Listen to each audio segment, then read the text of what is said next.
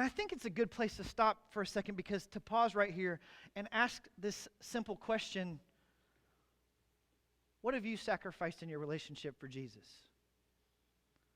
What is it that you've given up?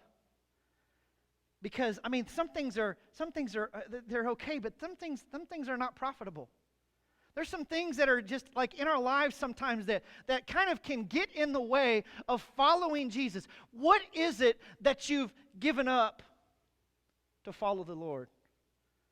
I mean, what have you had to lay down to follow Jesus before you end up judging another group of people? I mean, salvation is the free gift that costs you everything. I know, I just said it. It's free, but it costs you everything. I mean, Peter went to the cross. Listen, he went there upside down. Paul was in chains. Stephen was stoned. I mean, you can read Fox's Book of Martyrs.